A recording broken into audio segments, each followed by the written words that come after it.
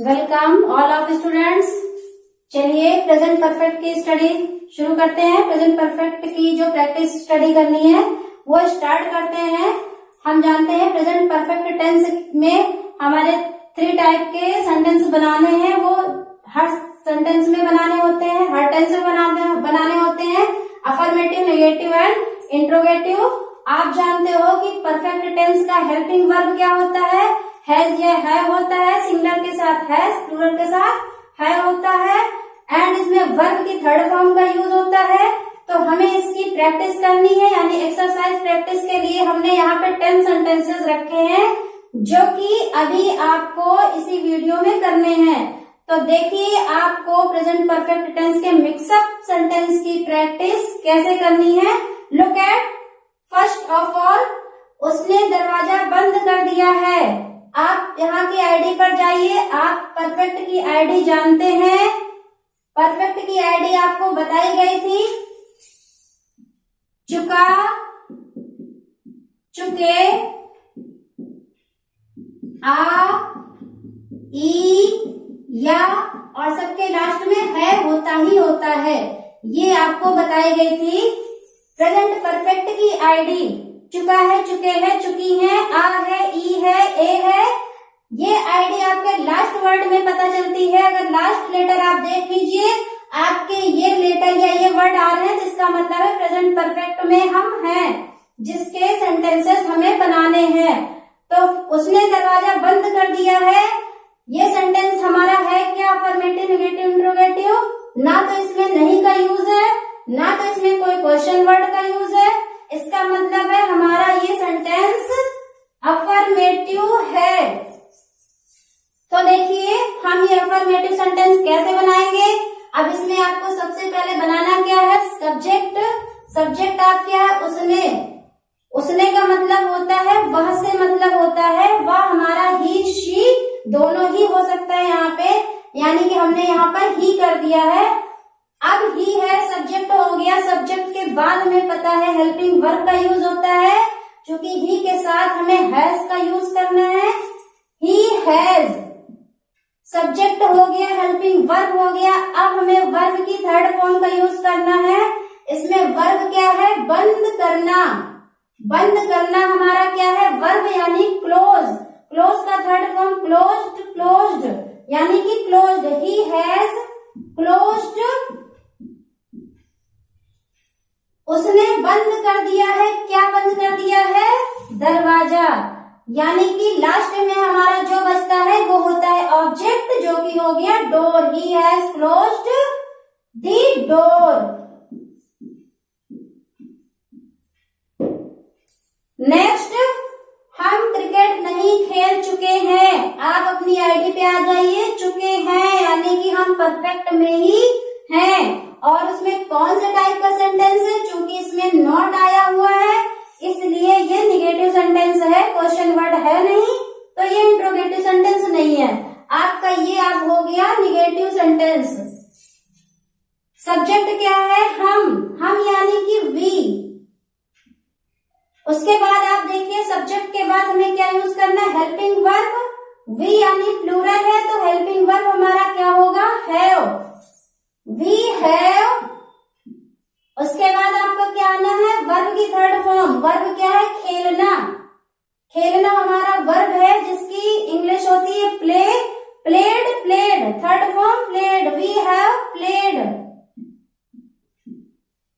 We have played. हम खेल चुके हैं। एक मिनट, सॉरी, इसमें बीच में आपको और भी कुछ यूज करना है। चूंकि नेगेटिव सेंटेंस है तो हमें इसमें नॉट का भी यूज करना है, जो कि हेल्पिंग वर्ब के जस्ट बाद यूज होता है। We have not played. हम नहीं खेल चुके हैं क्या? क्रिकेट।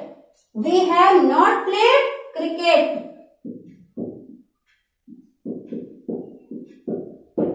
नेक्स्ट, क्या तुम्हारे भाई ने तुम्हें बुलाया है? आईडी आपकी क्या है? यानी कि हम परफेक्ट में ही हैं, प्रेजेंट परफेक्ट में ही है। आईडी हमने पहचान ली इसकी, तो हमें पता है इसके रूल पता ही है, हेल्पिंग वर्ब हैज हैव का आना ही आना है। क्या तुम्हारे यानी कि क्या वर्ड आया है, इसका मतलब है हम इंट्रोगेटिव सेंटेंस में है, जिसका फर्स्ट टाइप है, जिसमें क्या वर्ड हमारा सबसे पहले आता है, जिसकी इंग्लिश नहीं बनती है, यानी कि इंट्रोगेटिव टाइप का सेंटेंस है फर्स्ट टाइप का। तो हम किससे शुरू करेंगे, हेल्पिंग वर्ब से। तुम्हारे भाई ने, सब्जेक्ट क्या है, तुम्हारे भाई ने, तुम्हारे भाई ने यानी एक ही भाई की बात हो रही है जो कि सिंगुलर है, यानी कि सिंगुलर के साथ हेल्पिंग वर्ब हैज। हैज तुम्हारे भाई ने, जो हमारा सब्जेक्ट है your brother, as your brother बुलाया, यानी कि called, has your brother called किसे, तुम्हें, you. Has your brother called you. अब नेक्स्ट पे आ जाइए, शिकारी ने तोता क्यों नहीं पकड़ा है। लास्ट में पहले कोई भी सेंटेंस आपके सामने आता है, सबसे पहले आप केवल लास्ट लेटर पे जाइए, लास्ट वर्ड पे जाइए, कि वहां से हमें उसकी पहचान निकालनी होती है। जब तक हम उसकी पहचान नहीं निकालेंगे, हम ये नहीं जानेंगे किस टेंस में है। इंडेफिनिट में भी हो सकते हैं, कंटिन्यूअस में भी हो सकते हैं, परफेक्ट में भी हो सकते हैं। तो इसके लिए हमें सबसे पहले जैसे ही कोई सेंटेंस आता है, हमें सबसे लास्ट में जाना है, पहले उसकी आईडी निकालना है। जैसे ही हम आईडी निकालेंगे कि परफेक्ट है, तो हमें तुरंत रिमेम्बर आ जाएगा कि हमें इसमें हेल्पिंग वर्ब का यूज हैज हैव करना है, वर्ब की थर्ड फॉर्म का यूज करना है। सेंटेंस के 3 टाइप तो सेम है सभी में। तो शिकारी ने तोता क्यों नहीं पकड़ा है, यानी कि इसमें क्यों भी आया, नहीं भी आया है, इंट्रोगेटिव सेंटेंस है, लेकिन उसमें नॉट का भी यूज है।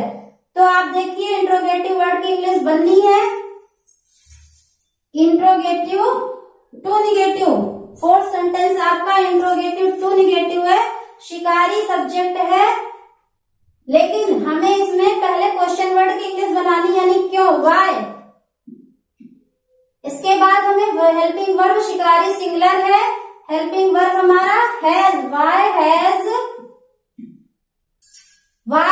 दी हंटर। शिकारी की इंग्लिश होती hunter, why has the Hunter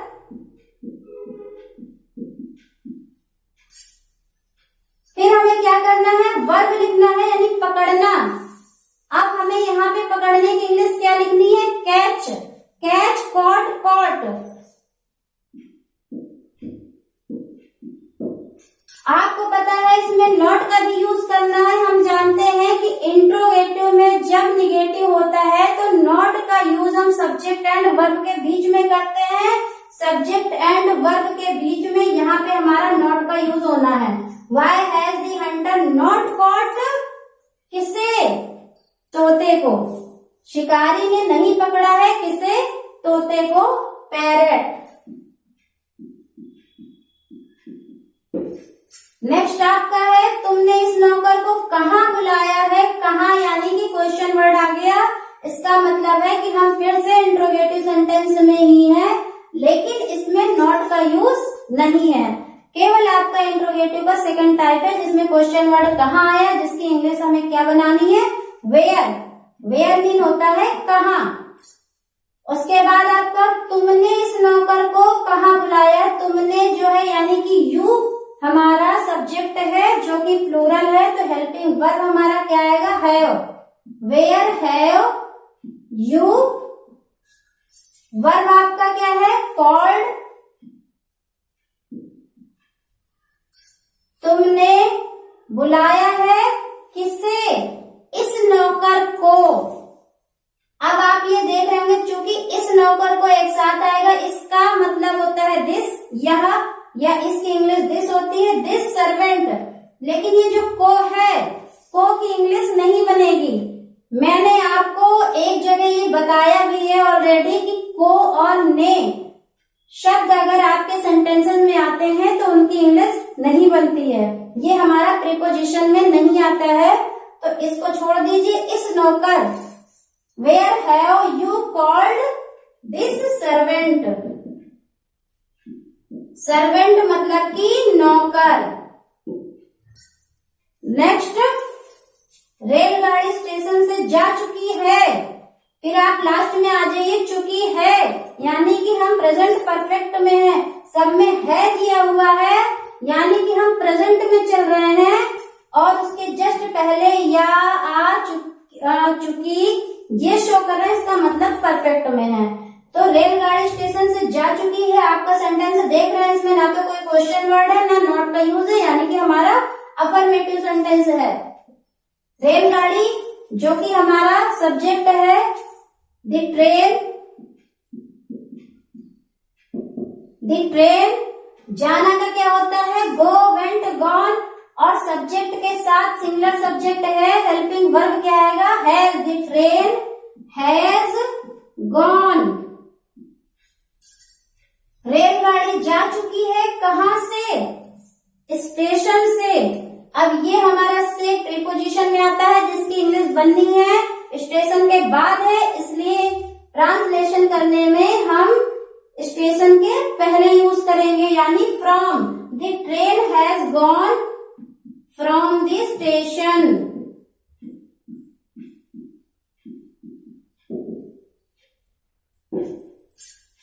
that's clear. आ जाइए आगे की प्रैक्टिस पे।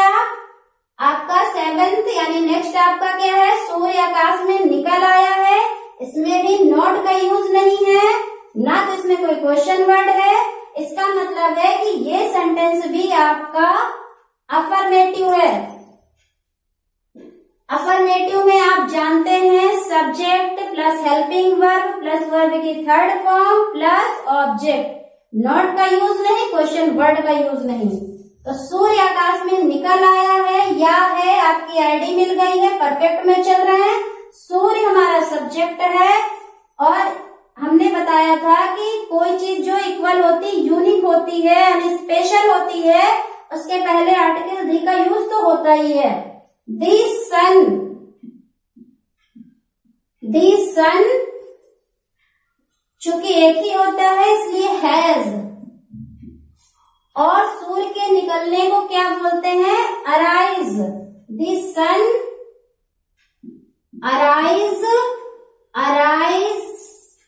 अराइज, अरोज, अराइजन जो कि थर्ड फॉर्म होती है।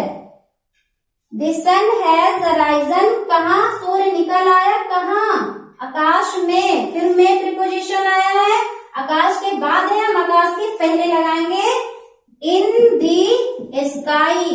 यहाँ पर भी दी का यूज है। हमने आपको बताया था कि जहाँ पर हम इन ऑन का यूज करते हैं अक्सर मोस्टली वहां पर भी दी आर्टिकल का यूज हो जाता है। फिर आपका नेक्स्ट क्या है, तुमने मेरी सहायता कब नहीं की। कब नहीं यानी कब क्वेश्चन वर्ड है, और नहीं नॉट यानी negative. Interrogative to negative type का सेंटेंस हमारे सामने। Once again interrogative to negative, तुमने मेरी सहायता कब नहीं की है, यानी क्वेश्चन वर्ड से स्टार्ट करेंगे। कब की इंग्लिश होती है व्हेन। उसके बाद हमारा सब्जेक्ट क्या है, यू, यानी प्लूरल है तो helping verb have. When, have, you, और पता है अभी वर्ब लिखना है, लेकिन सब्जेक्ट और वर्ब के बीच में नॉट का यूज करना है। नॉट सहायता करना यानी help, helped, helped. Third form का यूज होना है, वर्ब की थर्ड फॉर्म का यूज होना है, परफेक्ट में चल रहा है इसलिए। When have you not helped, यानी तुमने सहायता नहीं की है, किसकी, मेरी, यानी मी। अब यहाँ पर माई का यूज नहीं होगा, इससे पहले भी मैं बता चुकी हूँ। जब लास्ट में ये मेरा मेरी का यूज करना हो, ऑब्जेक्ट के रूप में करना हो, तो ये माई की बजाय हमारा हो जाता है मी, यानी कि मी। नेक्स्ट, यह लड़का किस प्रकार पास हुआ है। किस प्रकार, जो क्वेश्चन वर्ड मैंने आपको पहले बताए हैं, आपने देखा होगा कि किस प्रकार जैसा तो कोई वर्ड ही नहीं था। फिर ये कहाँ से आ गया, किस प्रकार का मतलब होता है, हम ये भी कह सकते हैं यह लड़का कैसे पास हुआ है। जनरली हम यही कहते हैं, लेकिन कई बार होता है लोग ऐसे भी कह देते हैं किस प्रकार पास हो गया। तो इस किस प्रकार का सेंस आपको समझ में आ रहा होगा कि कैसे से मतलब रखता है, यानी कि हम यहाँ पे कैसे की इंग्लिश हाउ लगाएंगे। तो ये सेंटेंस भी हमारा इंट्रोगेटिव हुआ, नॉट नहीं है, इसलिए केवल इंट्रोगेटिव है। हाउ सब्जेक्ट यह लड़का सिंगुलर है, इसलिए हेल्पिंग वर्ब हमारा क्या आएगा, has. How has this boy, how has this boy, last में क्या हुआ, वर्ब हमारा पास होना, यानी कि पास्ट। पास्ट भी कर सकते हैं, सक्सेस भी कर सकते हैं, वैसे आप इजली पास्ट ही कर लीजिए, पास्ट का थर्ड फॉर्म आपका पास्ट हो जाएगा। नेक्स्ट एंड लास्ट सेंटेंस आपका बचा है सी, लड़कों ने आज शोर नहीं मचाया है। अब देखिए इसमें नहीं यानी नॉट का यूज हुआ है, क्योंकि निगेटिव है, क्वेश्चन वर्ड आया नहीं है, तो इंट्रोगेटिव का मतलब ही नहीं है। ये सेंटेंस हमारा निगेटिव टाइप का है, लड़कों ने आज शोर नहीं मचाया है। लड़कों ने यानी कि सब्जेक्ट यहाँ पर फिर नहीं आया है। एक जगह मैंने बताया था को की इंग्लिश नहीं बनती है, एंड दोबारा आ गया आपका ने। मैंने आपसे कहा था कि को और ने दो ऐसे वर्ड हैं, अगर सेंटेंस में आते हैं तो केवल हिंदी में उस वाक्य को सही तरीके से समझाने के लिए यूज होते हैं, बट जब हम इंग्लिश में ट्रांसलेट करते हैं तो उनकी इंग्लिश नहीं बनती है, क्योंकि हिंदी के जो सेंटेंस होते हैं वो बड़े हो सकते हैं, लेकिन उन्हीं को जब हम इंग्लिश में ट्रांसलेट करते हैं तो इंग्लिश का रूप हमारा शॉर्ट हो जाता है। तो लड़कों ने यानी कि केवल आपका बॉयज होगा, और चूंकि प्लूरल है बॉयज हैव, प्लूरल के साथ हेल्पिंग वर्ब हमारा हैव का यूज होना है। Boys have not. अब आपका क्या बचा, लड़कों ने, नेगेट नॉट भी हो गया। इसमें वर्ब क्या है, शोर मचाना। शोर मचाना, शोर मचाना पूरा एक ही वर्ड होता है, शोर मचाना ही हमारा एक क्रिया है, वर्ब है। शोर मचाना का होता है मेक ए नॉइज, जिसका थर्ड फॉर्म मेक का हमारा मेड हो जाता है, तो मेड ए नॉइज हो जाएगा। Boy have not made a noise.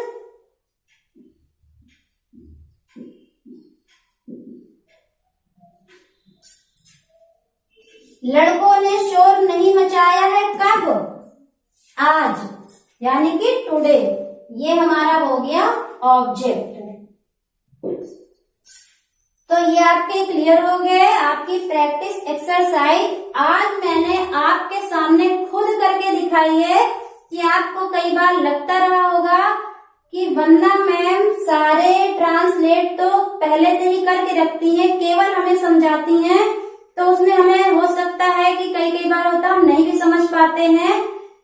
उसका रीजन यही है इतना कि अगर हम पूरे रूल्स बताने के साथ साथ आपको पूरे ट्रांसलेशन भी यही करके दिखाएं, तो ये पॉसिबल नहीं हो पाएगा, क्योंकि ये वीडियोस आपको एक हेल्प के रूप में मिल रही हैं। बहुत लॉन्ग वीडियो होने के कारण आप तक ये जो नॉलेज है पहुंच नहीं पाएगी, इसलिए मुझे शॉर्ट करने के लिए रूल्स जब मैं पूरे आपको डिटेल से बताती हूँ, तो एग्जाम्पल के तौर पे जो 4-5 सेंटेंसेस आपको बताती हूँ वो मैं ऑलरेडी करके रखती हूँ और आपको समझा देती हूँ। वैसे तो मैं समझाती भी बहुत सही तरीके से हूँ कि अगर आप ध्यान से नोटिस करेंगे तो उसमें भी आपको इजीली समझ में आ जाएगा, कोई प्रॉब्लम नहीं होती है। बट अगर आपके मन में ये बात भी आई होगी तो मैंने आज वो भी क्लियर कर दिया। आज प्रैक्टिस एक्सरसाइज आपके सामने ही की है, तो आपको और अच्छे से समझ में आ गया होगा। और इसके अलावा आपको प्रैक्टिस खुद तो करनी ही है, थोड़ी मेहनत हमारी बट उससे ज्यादा आपकी, क्योंकि सीखना आपको है, इसलिए आपको ज्यादा से ज्यादा टाइम देना है अपने ट्रांसलेशन को, अपनी इंग्लिश भाषा को अपने अंदर उतारने के लिए। तो ये हमारा क्लियर हो गया। और मैंने आपको एक चीज और बताई थी कि जब भी आप जो भी ट्रांसलेशन करिए उसमें जो मीनिंग्स आपको नहीं आ रहे उन्हें नोट डाउन करके अंडरलाइन करके आपको अपने रिवीजन में रखना है। तो यहाँ पे हमें जो लगा कि मीनिंग्स हो सकता है आपको नहीं आ रही होंगी, ये मैंने शो कर दिया है।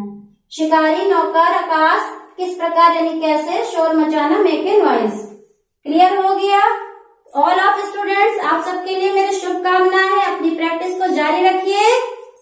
Okay bye. और एक चीज ध्यान रखिए कि आपको हमारी वीडियोस को लाइक करना जरूर है, सब्सक्राइब भी करना और शेयर करना मत भूलिए। अगर आपकी इच्छा ना हो कि मुझे इससे इतनी हेल्प नहीं मिल रही है, तो हो सकता है आपको ना मिल रही हो लेकिन दूसरे को मिल सकती है। तो मैं ये चाहती हूँ कि जिसको इसकी जरूरत ज्यादा है उस तक ये पहुंच पाए। तो प्लीज हमारे इस वीडियोस को आप शेयर जरूर करिए। All the best.